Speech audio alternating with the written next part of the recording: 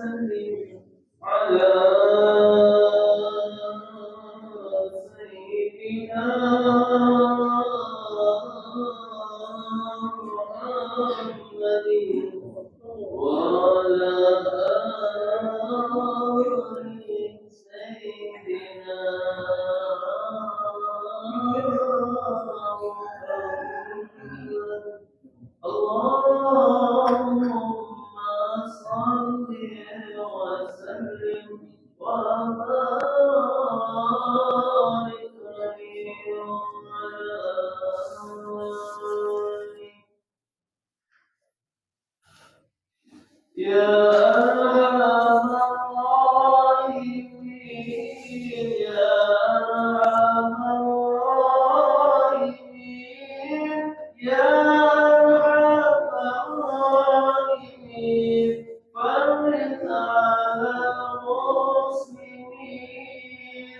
يا أرحم الراحمين يا أرحم الراحمين يا أرحم الراحمين فرج على المسلمين يا ربنا يا كريم يا ربنا يا رحيم أنت الجواد الغني وأنت لمن تعين يا أرحم الراحمين يا أرحم الراحمين يا أرحم الراحمين فرج على المسلمين warahmatullahi wabarakatuh.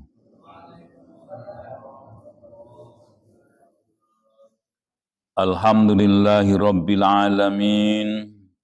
Wassalatu wassalamu ala asrafil anbiya'i wal mursalin wa ala alihi wa ashabihi wa man tabi'ahum bi ihsanin ila yaumiddin.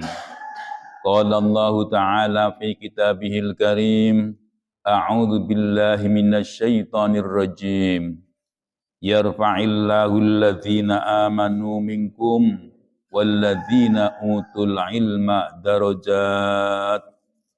Wa qala Nabi sallallahu alaihi wasallam, inna asdaqal hadisi kitabullah wa khairul huda huda Muhammadin wa syarrul umuri muhdatsatun wa kullu muhdatsatin fid dini bid'ah wa kullu bid'atin dhalalah wa kullu dhalalatin finnar. Yang saya hormati Bapak Amrih selaku Ketua DKM dan jajarannya, yang saya hormati Bapak Khotib selaku tokoh masyarakat dan sebagai imam tetap di Masjid At-Taubah ini. Mudah-mudahan Allah senantiasa memberikan cucuran rahmat-Nya dan keberkahannya kepada mereka. Para asatidz yang ada di Masjid At-Taubah, ada Ustadz Yahya, Ustadz Anggi, Ustadz Wawan, dan Ustadz Husni. Alhamdulillah mereka bersama kita. Tidak lupa hadirin jamaah Masjid At-Taubah, bapak-bapak yang ada di masjid dan bapak ibu yang ada di rumah, yang senantiasa menyimak bacaan ayat-ayat suci Al-Quran di setiap pagi Ahad. Mari kita tanamkan kepada diri kita yang selalu bersyukur dengan apa yang Allah berikan kepada kita. Salawat dan salam kami haturkan kepada junjungan Nabi Agung, Nabi besar Muhammad sallallahu alaihi wasallam yang telah membina umatnya dengan penuh rasa kasih sayang dan penuh harapan agar kita ini termasuk orang-orang yang selamat dunia dan akhirat. Sebelum kita mengkaji ayat-ayat Allah yang tertera di dalam surah At-Tahrim, mari kita awali dengan baca Al-Fatihah, diteruskan dengan ikrar dan doa belajar. Ala hadhihi niyyah wa likulli niyyatin shalihah. Al-Fatihah. A'udzu billahi minasy syaithanir rajim. Bismillahirrahmanirrahim. Alhamdulillahi rabbil alamin. Ar-Rahmanir Rahim. Maliki yaumiddin. Iyyaka na'budu wa iyyaka nasta'in.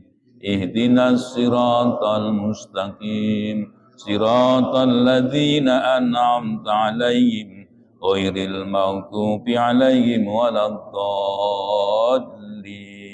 Amin. Raditu billahi rabba wa bil islami dina wa bi Muhammadin nabiyya wa rasula. Rabbi zidni ilma warzuqni fahma. Amin. Jamaah subuh yang berbahagia, mari kita teruskan kaji kita, yaitu surah At-Tahrim. At-Tahrim itu kalau diartikan yaitu pengharaman ya Pak ya, dari harrama yuharrimu tahriman, fa'ala yuf'ilu taf'ilan. Ayat ini ada 12 ayat. Surah ini diturunkan kategorinya yaitu surah Madaniyah. Kenapa dinyatakan surah Madaniyah? Karena turunnya setelah Nabi hijrah ke Madinah. Jadi kalau surah Makkiyah definisinya sebelum Nabi hijrah. Ya, jadi ini surah Madaniyah. Apa kandungan dari surah At-Tahrim ini? Jadi kalau kita lihat kandungannya diantaranya yaitu mengenai keluarga. Dan keluarga di sini yang berkaitan dengan keluarga Nabi. Jadi Nabi Muhammad itu kan ada beberapa istri. Nah, di situ ada istri-istri yang cemburu, yaitu diantaranya ada Hafsah dan Aisyah, cemburu kepada istri yang terakhir yaitu Maria Qibtiyah. Nah, kemudian mereka itu tidak tahu, nggak ada yang memberitakan, padahal mereka hanya berdua. Terus ada berita yang sampai kepada Rasul. Nah, karena sampai kepada Rasul, maka Rasul pun menegur. Terus mereka bertanya, siapa yang memberitakan kepadamu ya Rasul gitu. Nah, di sini nggak tahu, nggak ada, hanya Allah yang beritahukan. Jadi, kalaulah kalian itu termasuk orang yang cemburu, maka Allah itu menyatakan, kalaulah kalian itu berkehendak, hai Muhammad, untuk menalaknya, talaklah dia gitu. Maka kalau Rasul itu menalaknya, maka akan diganti dengan orang yang lebih baik, baik itu perawan ataupun janda. Ya inilah ya Pak ya, jadi kalau pendamping orang yang mulia itu ujiannya berat ya, ujiannya berat. Ya pendamping pejabat aja berat, apalagi orang yang dekat dengan Allah. Makanya ujiannya itu berat sekali. Nah, oleh karena itu kita sebagai seorang muslim ya di dalam menjalani kehidupan itu disuruh ngikutin Rasul. Ya, kalau nikah itu ada batasnya ya Pak ya. Kalau kita hanya 4 ya, 4 pun itu ada pernyataan dalam Al-Quran itu kalau kita lihat orang Arab itu kan dulu istrinya banyak. Jadi ada yang menyatakan ayat ini pembatasan. Dan ada juga yang menyatakan ini legalisasi untuk poligami gitu. Jadi sebenarnya beda Pak. Pernyataan pembatasan dengan legalisasi beda. Kalau pembatasan itu karena terlalu banyak. Jangan banyak-banyak gitu kira-kira. Nah kalau legalisasi itu disuruh Pak. Boleh, silahkan kamu nikah sampai 4 gitu. Nah ini, ya jadi ini pendapat ulama, hakikatnya kita itu monogami, hakikatnya. Nah kenapa Rasul itu beda? karena kehidupan Rasul itu ada beberapa hal yang harus dijadikan contoh. Contoh ini Pak, ketika orang itu mempunyai anak angkat, kalau tidak dicontohkan itu akan mengundang perdebatan. Karena sampai ada yang menjadi anak angkat Rasul, ya ketika dia sudah dewasa disuruh kembali dia nggak mau, malah ikutin Rasul.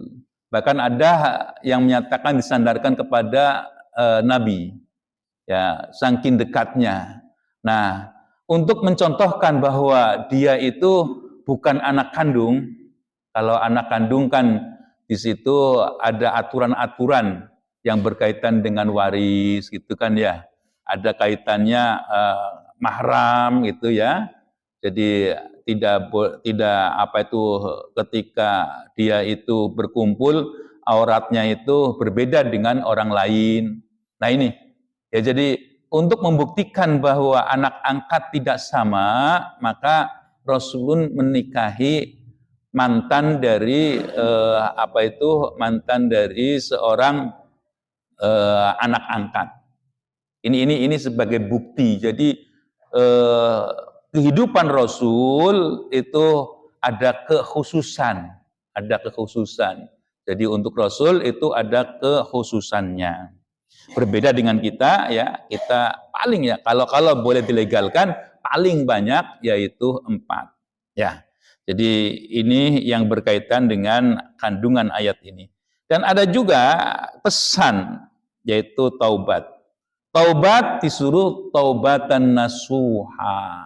Jangan taubat itu kayak taubat sambal ya. Jadi taubat ketika itu kepanasan, kepedesan, ampun, tahu-taunya minta lagi sambal lagi gitu ya. Itu namanya tidak nasuha. Dan yang awal kita juga disuruh menjaga keluarga. Menjaga keluarga itu kita mendidik ya anak-anak kita agar tidak terjerumus kepada jalan yang tidak benar. Ya kalau ada anak-anak kita yang suka nongkrong-nongkrong gitu ya, diingatkan. Kalau anak-anak itu nongkrong-nongkrong itu iseng nantinya. Ya iseng itu macam-macam. Ada yang bawa minuman ya, nenggak botol, nenggak homer, nanti iseng lagi, ada barang orang, wah ini nganggur nih. Nah ini berbahaya. Nanti yang dikhawatirkan lagi tawuran. Kalau tawuran yang kena siapa? Tidak mereka. Kita orang tua juga kena. Lebih dari itu kalau sudah bawa benda-benda yang membahayakan, ya. Jadi ada pisau, ada golok, ada pentungan, wah itu sudah repot. Jangan sampai. Nah, oleh karena itu kalau ada anak yang suka ngumpul-ngumpul, yang tidak karuan, yang kadang-kadang ganggu orang tidur, nah itu ya diingatkanlah. Ya lebih-lebih orang tua jangan diem saja, nanti sudah terjadi baru ngomong. Nah itu yang dikhawatirkan, jangan seperti itu.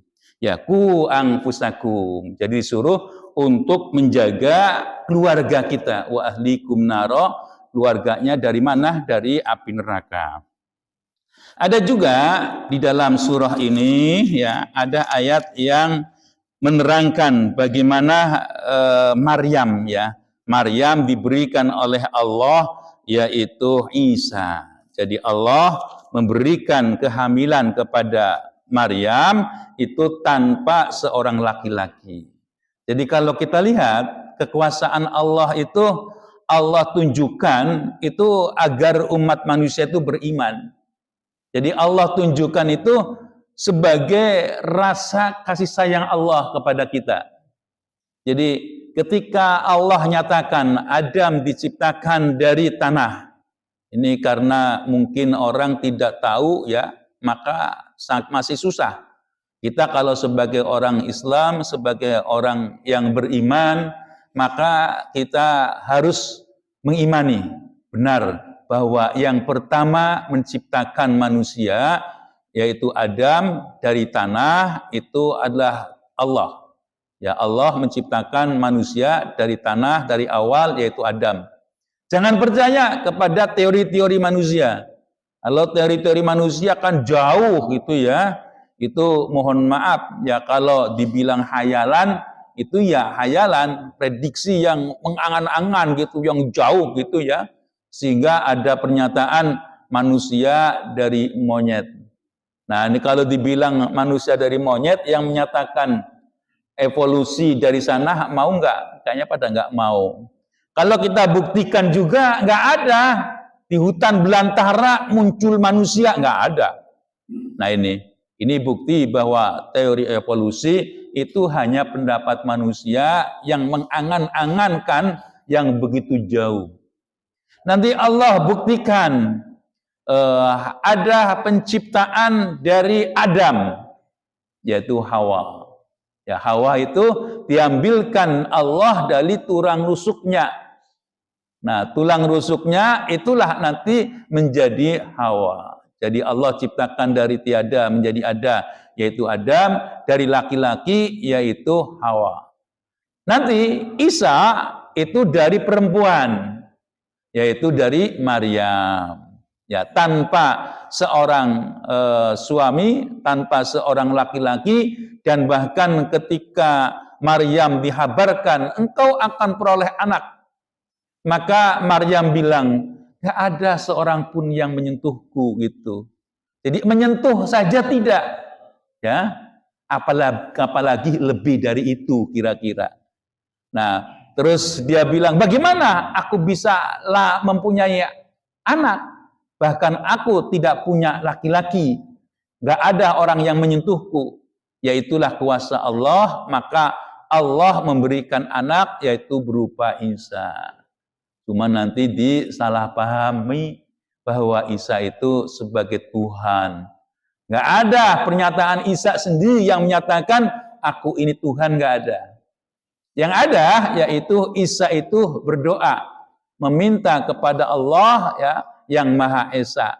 Nah itulah Nabi Isa. Ya jadi disinilah Allah ciptakan dari berbagai arah. Itu bisa, Allah itu mampu. Dari tiada yaitu Adam, dari laki-laki yaitu Hawa, dari perempuan yaitu Maryam. Nah itulah kuasa Allah. Jadi kalau kita sebagai orang yang beriman, ya karena kasih sayang Allah, memahami kasih sayang Allah. Bagaimana memahami kejadian manusia. Jadi tidak perlu kita itu menjadikan anak-anak manusia itu dinyatakan sebagai Tuhan. Nanti repot. Kok Tuhan ada dalam rahim? Kok Tuhan? Nah, ini mengundang perdebatan yang tidak ada putus-putusnya ya. Ya, kalau lebih dari itu, Allah itu Esa tidak mungkin menjadi benda materi ya. Allah itu yang sifatnya immateri ya. Immateri itu artinya yang tidak berwujud ya. Kalau kita namanya berwujud, kelihatan. Yang berbentuk materi yang berlawanan itu suatu hal yang mustahil. Ya, jadi itulah Nabi Isa juga merupakan ciptaan Allah. Yuk kita teruskan kaji kita. A'udzu billahi minasy syaithanir rajim.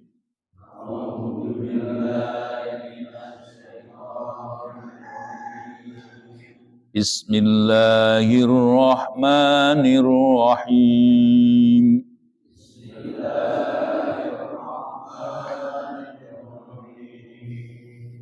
Ya ayyuhan nabiyyu lima tu'arrimu ma a'allallahu lak.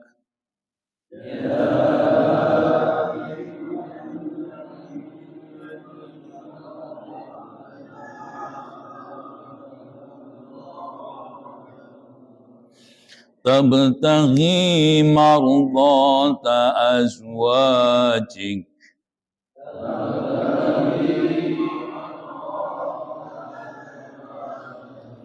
Wallahu ghafurur rahim.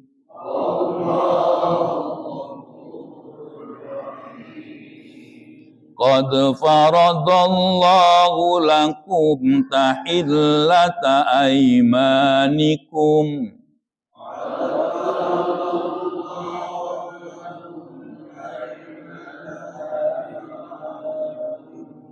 wallahu maulakum wa huwal alimul hakim.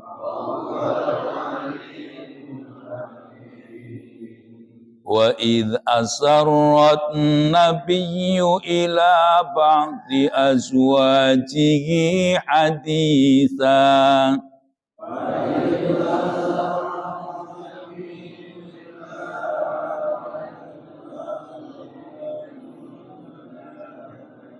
falamma nabba'at bihi wa adharahu Allahu alaihi arrafa ba'dahu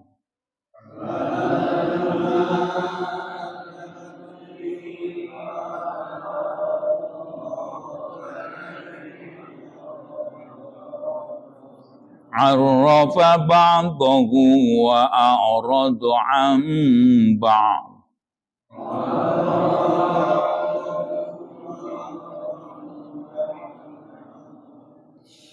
Falamma nabba'aha bihi qalat man anba'aka hadha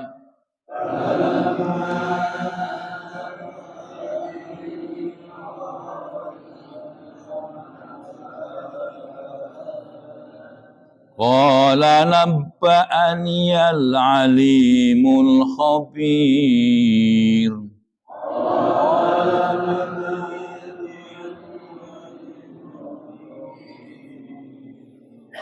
In tatuba ila Allahi faqad sahat qulubukuma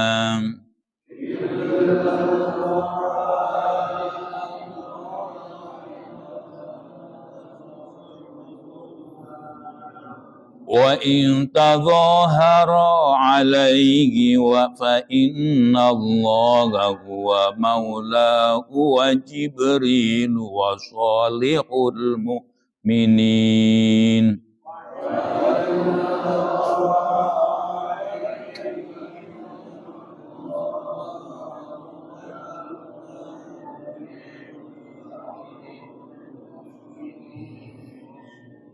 Wal malaikatu ba'da dzalika dhahir.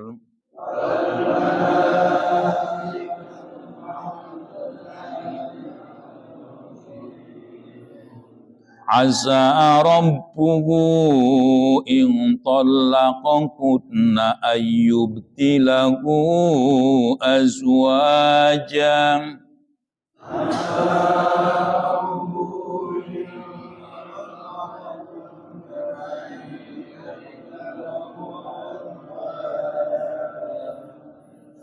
ayyubtilahu azwajan khairam minkunna muslimatin mu'minat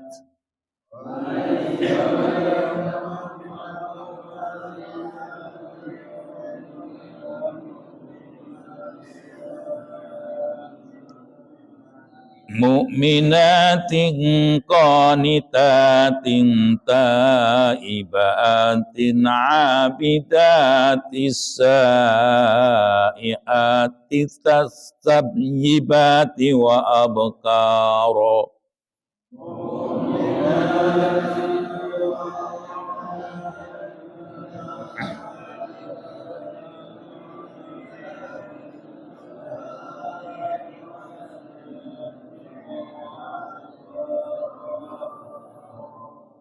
Ya ayyuhalladzina amanu qu anfusakum wa ahlikum naran.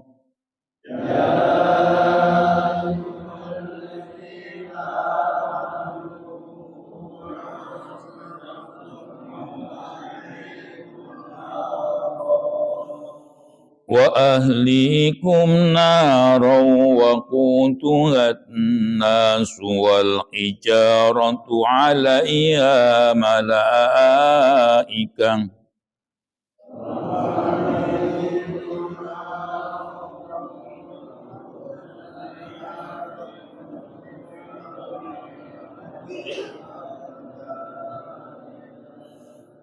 عليها ملائكة غلاد شداد لا يعصون الله ما أمرهم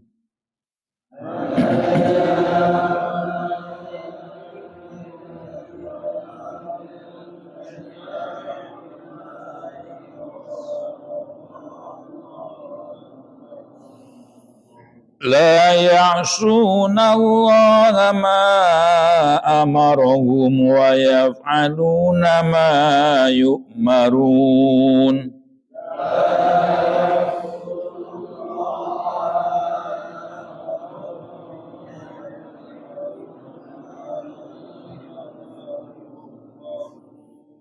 يا أيها الذين كفروا لا تعتذروا اليوم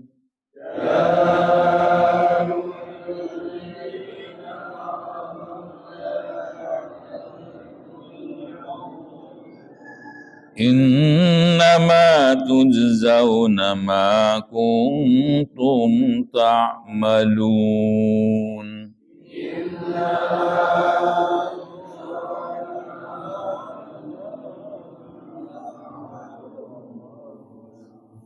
Sadaqallahul azim.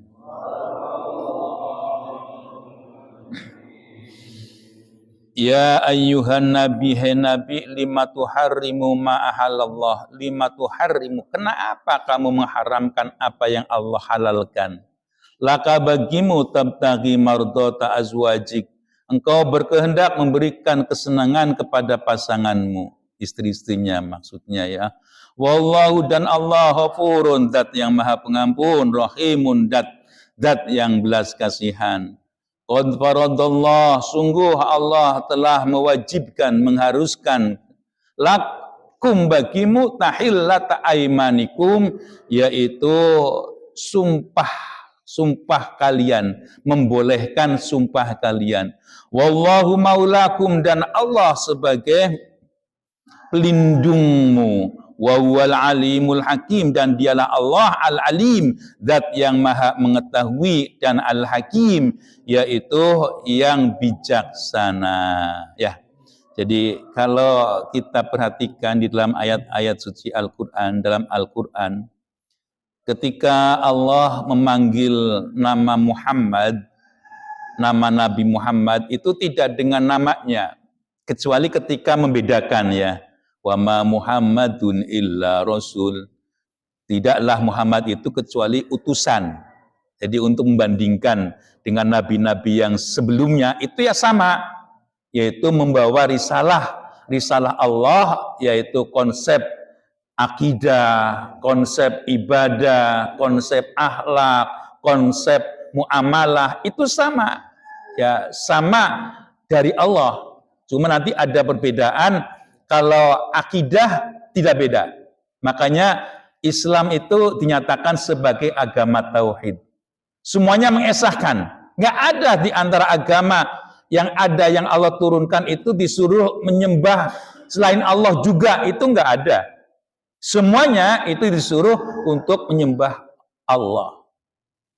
Nah, syariat itu dalam kehidupan, ya dalam kehidupan, contoh yang gampang. Dulu orang itu nikah boleh sekaligus adik dan kakaknya dinikahi. Ya, itu dulu. Ya, jadi ketika Nabi Musa ya, Nabi Musa itu kan menikahi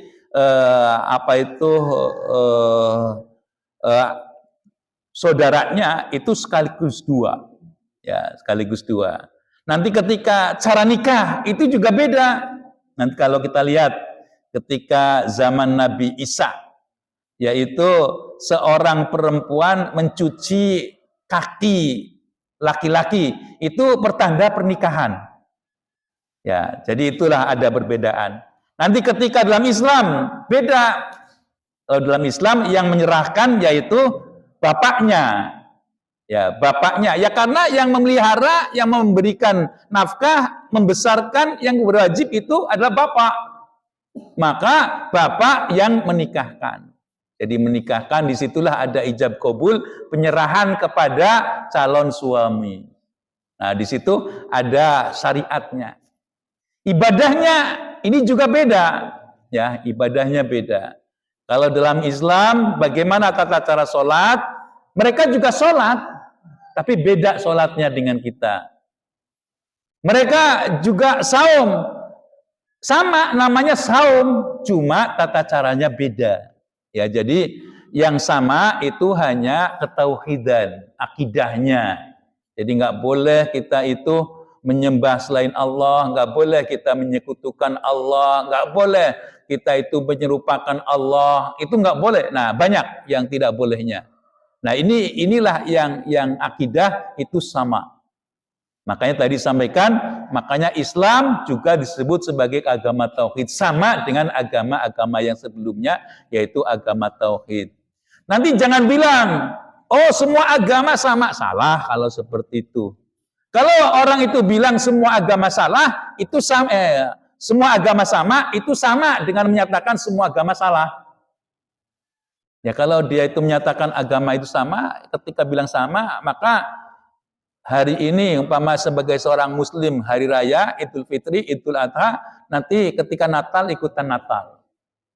Nah nanti muncul agama baru, agama gado-gado gitu ya. Nah itu yang tidak dibenarkan. Ya yang sebenarnya kan dulu pernah ada ya, nabi perempuan di Indonesia. Nah dia mengadopsi beberapa agama. Nah namanya agama gado-gado gitu ya. Boleh orang Islam datang dengan tahlilan. Boleh orang Hindu datang dengan bersemedi. Boleh. Nah ini macam-macam di rumahnya. Nah itu menyatukan, mengumpulkan satu ritual agama lain. Nah itu tidak dibenarkan. Ya, Nabi Muhammad itu dipanggil oleh Allah tidak dengan sebutan namanya ketika memanggil ya.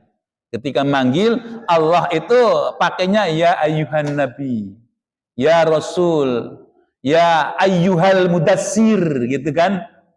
Nah, ini. Jadi disitulah dengan ya ayyuhal muzammil.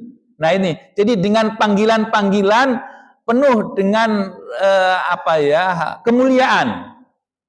Ya kan, kalau orang tua memanggil anaknya itu kan kadang-kadang yang menjadikan ciri gitu ya, menjadikan ciri. Umpamanya kalau di Indonesia, kalau di Jawa Barat, Kasep gitu ya Pak ya, Kasep gitu ya, Gelis gitu. Tahu namanya, tapi pakai panggilan yang lain, yang mengangkat derajatnya. Umpamanya dia rajin, anak yang pinter gitu ya. Nah ini dengan panggilan-panggilan, julukan-julukan yang mulia. Nabi Muhammad dipanggil oleh Allah dengan panggilan-panggilan yang mulia. Nggak seperti kita Pak ya, lagi seneng panggilannya yang bagus-bagus. Lagi nggak seneng, lupa, anak siapa sih kamu? Orang tua nanya kepada anak-anaknya nggak tahu, keder dia, panggil anak siapa? Anak dia kok panggil seperti itu. Ya, nanti kalau lagi marah lagi, yang lain lagi.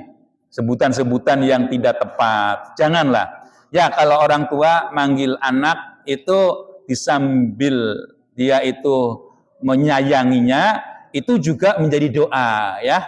Makanya kalau jadi orang tua itu panggillah dengan sebutan yang mulia lah. Ya, yang mulia. Jadi jangan sampai menyebut anak dengan yang hina, itu jangan sampai.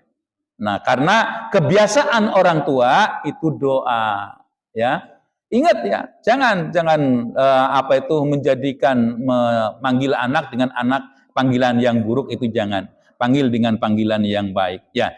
Jadi Allah memanggil Nabi Muhammad itu biasanya dengan panggilan-panggilan yang mulia, tidak seperti kepada nabi-nabi yang sebelumnya.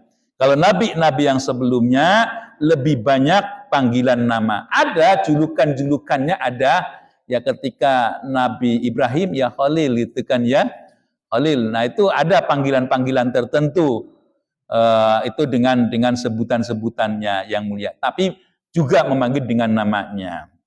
Ya, jadi di sini menjelaskan bahwa Nabi Muhammad itu ingin memberikan kesenangan kepada istri-istrinya, ya. Namun karena nanti ada penjelasannya. Nah, disitulah Nabi Muhammad itu menyimpan atau pernah menyatakan ya kira-kira ada suatu yang jadikan sumpah baginya. Dan jadikan sumpah baginya, nah disitulah ditegur oleh Allah. Jadi sumpah itu Pak, ada yang harus dijalankan, ada yang tidak perlu dijalankan. Yang umpamanya dulu ada politikus gitu ya, yang menyatakan kalau si Anu begini, saya mau dipotong kupingnya. Ada yang seperti itu ya. Kalau saya begitu, saya mau dikerek di atas menas. Nah itu banyak yang seperti itu ya, pakai perumpamaan-perumpamaan. Yang seperti itu nggak perlu dijalankan, yang membahayakan. Ya jadi sumpah yang membahayakan dirinya itu tidak perlu dia lakukan, nggak perlu. Nah kecuali sesuatu yang memang baik, ya, yang memang baik itu maka menjadi wajib, ya, menjadi wajib. Ya kalau umpamanya Bapak bisa menjadikan anak-anaknya menjadi anak yang soleh dan solehah semua gitu ya. Dulu waktu sebelum nikah, waktu bujangan terus bilang, ya Allah ya Rabbi, kalau saya diberikan anak laki dan perempuan, dan anak laki menjadi orang soleh dan anak perempuan menjadi solehah, maka saya mau puasa. Nah, bilang puasa disebut berapa hari maka menjadi keharusan. Atau aku akan selamatan. Nah itu menjadi keharusan, nggak boleh enggak. Ini tradisi di Indonesia itu selamatan itu maknanya banyak ya Pak ya. Jangan sampai ada orang yang tidak suka selamatan. Selamatan itu maknanya banyak. Satu, ketika orang itu selamatan, itu kan memanggil dengan menyediakan setidaknya snack ya Pak ya. Ditambah lagi makanan. Itu memberikan sesuatu kepada orang sekitarnya. Maknanya itu ya sama, disuruh untuk memberikan makanan. Dan sedekah yang paling banyak disuruh untuk memberikannya yaitu dengan makanan. Nah ini, ya satu, dia itu mentradisikan untuk memberikan makan kepada orang-orang sekitar. Nanti juga kalau orang kumpulan setidaknya disuruh untuk baca tahlil, mengingatkan la ilaha illallah, la ilaha illallah. Seperti itu. Gak ada Tuhan selain Allah. Gak ada Tuhan yang berhak disembah kecuali Allah. Muhammadur Rasulullah. Muhammad adalah utusan Allah. Tahlil. Atau baca ayat-ayat suci Al-Quran. Ya, ayat-ayat suci Al-Quran. Itu juga pahalanya banyak. Ditambah lagi memanjatkan doa. Ini pernah Nabi Musa itu kan padahal orang yang paling dekat dengan Allah. Ketika dia itu mau berdoa, maka Allah menegur, hai Musa, jangan engkau berdoa sendiri. Ada orang yang doanya akan dikabulkan. Mintalah kepadanya. Ya dengan mengumpulkan banyak orang, insya Allah ada di antara mereka itu yang doanya itu diijabah. Jadi ketika Pak Khotib memanjatkan doa, ya maka yang mengaminkan itu juga mendoakan, ya mendoakan. Ya inilah orang itu bentuk selamatan yang dalam bentuk acara yang seperti itu tidak bertentangan dengan ajaran Islam. Ya, jadi itulah para wali merumuskan dengan rumusan yang penuh dengan hati-hati, penuh dengan pendekatan yang luar biasa. Kebiasaan-kebiasaan terhadap bangsa Indonesia itu seperti itu, maka dilakukan seperti itu adanya. Ya nanti ada orang yang berinfak terus tata caranya beda, ada. Ya jangan kita itu menyalahkan gitu ya, karena niatnya itu mereka itu baik. Ya, jadi di sini kalau orang itu bersumpah dan itu kebaikan maka menjadi wajib, nggak boleh enggak. Nah kalau umpamanya dia itu sumpahnya itu dengan menyatakan aku akan berikan hadiah kepada seorang, kemudian qadarullah dia tidak ada. Nah ketika itu boleh diganti dengan beberapa hal. Ya, ada yang menyatakan memberikan makan kepada 10 orang.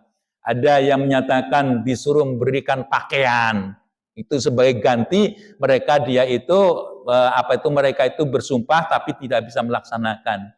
Yang populer yaitu disuruh puasa 3 hari berturut-turut sebagai ganti ketika dia itu bersumpah. Bersumpah itu ketika dia menyatakan ya Pak ya, dizohirkan dan disaksikan oleh orang lain. Kalau saya sukses, saya bisa begini, maka akan begini, diungkapkan di hadapan orang lain. Jadi kalau dalam hati enggak, ya belum terucapkan. Terucapkan tapi sendirian, ya enggak juga. Ucapan yang didengar oleh orang lain. Nah, itu diwajibkan ya. Tidak boleh tidak dilaksanakan kalau itu perkara yang baik. Maka perkara yang baik ketika diucapkan itu menjadi wajib. Sama umpamanya kalau saya itu diberikan umur panjang sampai bulan Dzulhijjah nanti gitu ya, maka saya akan kurban. Nah itu wajib, nggak boleh enggak. Kalau sampai bilang seperti itu, karena perkara yang sunnah diungkapkan maka menjadi wajib. Ya, ini di sini Nabi Muhammad itu menjaga perasaan dari istri-istrinya, maka diperintahkan oleh Allah, udah nggak apa-apa kamu tuh untuk melaksanakan memberikan kesenangan kepada istri yang lain. Wa id asarron nabiyyu ila ba'di azwajihi hadisan. Ini asar itu sebenarnya merahasiakan Pak ya. Jadi di sini wa'id asar ketika Nabi Muhammad itu merahasiakan ila ba'di azwajihi kepada sebagian istri-istrinya hadisan, yaitu berita. Kalau artinya merahasiakan itu karena ada pemberitahuan, bisa juga diartikan Nabi Muhammad memberikan sebagian berita. Itu bisa seperti itu artinya ya. Ada merahasiakan kepada sebagian, artinya juga kalau diartikan mafhum mukhalafahnya, Nabi memberikan berita kepada sebagian. Sama aja kan? Merahasiakan kepada sebagian, memberitakan kepada sebagian itu juga sama. Ya, falamma naba'at bihi wa adharahullah, ketika pemberitaannya ya ada di antara istrinya memberitakan bihi dengannya wa adharahullah, Allah memberikan kepadanya alaihi atasnya arrafahu ba'dahu, memberikan kepada sebagiannya wa a'rada an ba'din, namun demikian dipalingkan dari sebagian. Ya, jadi ada yang diberitahukan, ada yang tidak diberitahukan. Falamma nabba'aha bihi, ketika Nabi Muhammad itu memberikan kepadanya bihi dengannya, qalat, nah ada istri dari Nabi itu yang menyatakan man ambaka hada, siapa yang memberitakan ini kepadamu gitu. Ya jadi di antara mereka itu terkagum-kagum. Saya kan cuma berdua, yaitu Hafsah dengan Aisyah. Kok ada yang tahu? Kok Nabi kok tahu gitu? Siapa yang beritakan? Qala, maka Nabi menjawab, nabba'aniyal alimul khabir. Yang memberitakan kepadaku yaitu zat yang maha mengetahui dan yang memberikan kabarnya, yaitu yang maha mengetahui. Nah ini. Jadi ketika terjadi sesuatu kecemburuan di antara istri-istri Nabi, ya karena di situ punya istri yang baru, yaitu Maria Qibtiyah ya. Maria Qibtiyah itu budak ya, budak dari salah seorang raja yang diberikan kepada Nabi. Nah terus menjadi istri. Nah disitulah mereka itu cemburu ya, karena Maria Qibtiyah ini termasuk orang yang cantik ya, orang yang luar biasa. Nah, mereka itu ya semacam berbisik-bisik gitu ya. Maka Rasul pun mengetahuinya. Maka mereka kagum. Loh, kita kan cuma berdua, kok bisa tahu? Nah, itulah. Oleh karena itu begini, diberitakan lagi, intatuba, kalaulah kalian berdua. Nah, tatuba itu yang berdua ya. Engkau bertobat kepada ilallah, kepada Allah, faqad sahad qulubukuma. Ya, sungguhnya hati kamu itu cenderung gitu ya, cenderung mempunyai keimanan yang luar biasa. Wa in tadhaharu alaihi, ya kalaulah kalian itu tadhaharu, artinya bisa banyak, Pak. Zahir itu menyatakan nanti ada lagi pemeliharaan, ada lagi jelas gitu ya. Nah, ini kalaulah kalian itu melawan gitu kira-kira ya, alaihi atasnya, fa innallaha huwa maulahu, bahwa sungguhnya Allah itu sebagai pelindungnya. Wa Jibril, yaitu malaikat Jibril, wa sholihul mukminin, dan orang-orang yang mukmin, wal malaikat, dan malaikat, ba'da dzalika dzahir, ya, yang seperti itulah maka menjadi pembantu, menjadi penolong. Ya, jadi yang menjadi penolong itu bukan sekedar diri Nabi Muhammad, Allah, Jibril, dan orang-orang yang soleh dari orang-orang yang beriman, itu malaikat semuanya itu juga membelanya. Ya, jadi di sini itu dinyatakan kepada istri yang dua orang tersebut yang bisik-bisik gitu ya, ya sungguhnya kalian itu adalah orang yang punya kecenderungan beriman kepadaku. Tapi kalaulah gitu ya, kalaulah kalian itu minta cerai, maka dibolehkan ya dengan perceraian gitu. Nah, oleh karena itu dinyatakan bahwa Nabi Muhammad itu yang bela banyak, yang membela banyak dan sebagainya. Nah, diteruskan lagi, asa rabbuhu in talaqakunna ayyubdilahuma. Kalaulah kalian ya menolaknya, Allah itu akan menggantinya azwajan, pasangan, khairon, yang lebih baik. Ini yang diberitakan ini kan minkunna, dari kalian yang tadi yang dimaksud adalah Hafsah dan Aisyah. Yang seperti apa?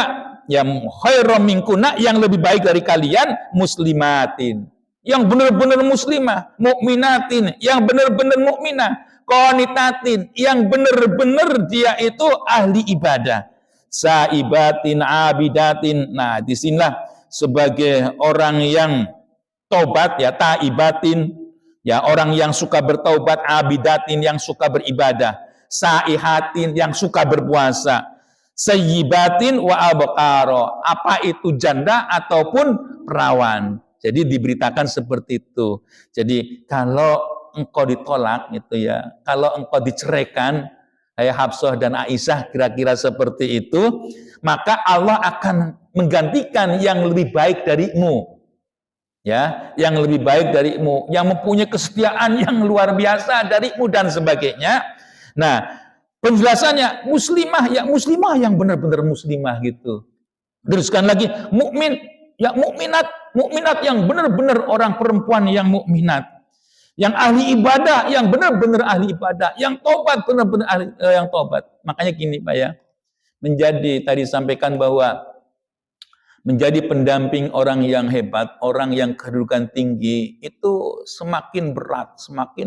Ya, di samping dia itu mempunyai tanggung jawab kepada Allah langsung, dia juga mempunyai tanggung jawab kepada umatan ya, kepada halayak. Itu juga mempunyai tanggung jawab seperti itu.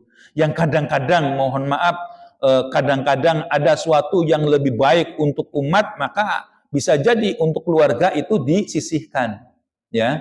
Kalau ada yang kepentingannya itu kepentingan umat, maka keluarga pun disisihkan. Nggak seperti zaman sekarang, ya, nggak seperti zaman sekarang menyisihkan kepentingan umat, tapi kepentingan keluarga. Nah itu udah kebalikannya. Jadi kebalikan dari orang-orang yang soleh, ya, orang-orang yang baik. Nah itu sudah diberikan berita kepada istri-istri Rasul. Ya ayyuhalladzina amanu, hai orang-orang yang beriman, ku anfusakum, jagalah dirimu. Ku anfusakum, jaga dirimu, wa ahlikum, dan keluargamu, naron, dari api neraka. Wa quduhan nas, yang apinya itu dari manusia, wal hijarah, dan bebatuan. alaiha malaikatun hiladun syidadun. Padanya yang menjaga yaitu malaikat-malaikat yang kejam, keras. Ya, kayak malaikat Malik ya Pak ya. Ya kan kalau yang menjaga malaikat, yang menjaga surga itu kan penuh dengan senyum, penuh dengan keramahan. Berbeda dengan penjaga neraka. Matanya itu melotot gitu ya, mukanya seram, judes ya, tidak ada rasa kasih sayang. Jadi mereka la ya'sunallah, ini menjelaskan para malaikat. La ya'sunallah, mereka tidak pernah berbuat maksiat kepada Allah. Ma amarohum, apa yang diperintahkan kepada mereka, wa yaf'aluna ma yu'marun, mereka itu mengerjakannya apa yang diperintahkan. Jadi malaikat itu enggak seperti kita ya Pak ya.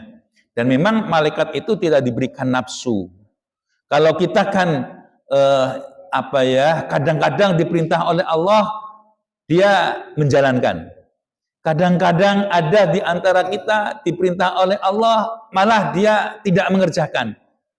Kalau kita kembali kepada diri kita, keimanan kita juga yazid wa yanqus, bertambah dan berkurang, semacam gelombang gitu. Sedangkan malaikat itu imannya stabil, ya. Jadi terus seperti itu aja, tidak berubah-ubah, itu stabil. Kalau keimanan para nabi itu nanjak ya Pak ya, semakin kuat, bertambah. Kalau malaikat stabil. Jadi malaikat itu yang menjaga neraka itu keras-keras ya, tega-tega. Berbeda dengan para malaikat tidak pernah berbuat maksiat. Makanya ada kan ya orang itu yang menyatakan gini Pak, iblis, setan itu adalah dari malaikat, bilangnya begitu Pak. Makanya ketika malaikat itu dia berbuat maksiat, maka ditimpuk oleh malaikat yang lain. Ketika ditimpuk oleh malaikat yang lain, maka dia pun jatuh ke bumi. Ketika jatuh ke bumi, wujudnya bukan wujud malaikat. Kalau malaikat menyenangkan, karena dia cacat, ada yang matanya melotot keluar, ada yang macam-macam gitu ya. Ya jadi itulah menjadi iblis. Itu tidak benar ya Pak ya, nggak benar. Kalau malaikat ya sudah malaikat, terus dia imannya itu tetap stabil. Jadi jangan percaya kalau ada bilang iblis, setan itu dari malaikat karena dia itu berbuat maksiat. Al-Quran menyatakan la ya'sunallah. Jadi mereka, malaikat itu tidak ada yang berbuat maksiat. Ma'amarohum, apa yang diperintahkan kepada mereka, wa yaf'aluna ma ya'marun, dia mengerjakan apa yang diperintahkan. Ya ayyuhalladzina kafaru, hai orang-orang kafir, la ta'tadirul yaum, udah waktunya sekarang, jangan tunda-tunda. Kenapa? Innama tujzauna ma kuntum ta'malun. Sesungguhnya balasan yang sekarang harus kamu terima karena ulahmu sendiri ketika di dunia. Nah ini, ya jadi ketika orang itu masuk dalam neraka, mereka orang-orang munafik, orang-orang kafir yang kekal di dalamnya, itu dinyatakan oleh Allah, udah kamu jangan tunda-tunda. Kenapa kamu masuk neraka? Ya tidak lain, karena ulahmu sendiri ketika di dunia. Disuruh sholat nggak mau, disuruh zakat padahal dia sudah kaya nggak mau mengeluarkan zakat, disuruh haji nggak mau haji, dan sebagainya. Nah ini, makanya sudah waktunya kamu itu tidak perlu tunda-tunda. Ya kalau di dunia kan bisa tunda-tunda ya Pak ya, tergantung dia itu koleganya. Kalau koleganya itu orang hebat, bisa lama. Ya, yang mestinya umpamanya hakim itu sudah menentukan karena dia banyak koleganya, maka ditunda. Nah inilah kalau dunia seperti itu. Kalau malaikat enggak ada tawar-menawar. Sudah waktunya ke majelis hukum, ya masuk ke hukum. Sudah waktunya di penjara, ya di penjara. Ya karena sifat dunia yang semestinya masuk penjara ditunda dulu, tunda dulu. Karena ada penguasa yang bergandengan dengannya. Ya itulah gambarannya ya Pak ya. Gambaran dunia dengan akhirat, ya gambaran kekuasaan Allah dengan kekuasaan manusia itu beda. Ya ayyuhalladzina amanu tubu ilallahi taubatan nasuha wallahu a'lam bissawab. Itulah yang dapat sampaikan di pagi hari ini. Sudah barang tentu yang benar datangnya dari Allah, yang salah dari saya semata. Billahi taufiq wal hidayah wal afu minkum. Wassalamualaikum warahmatullahi wabarakatuh.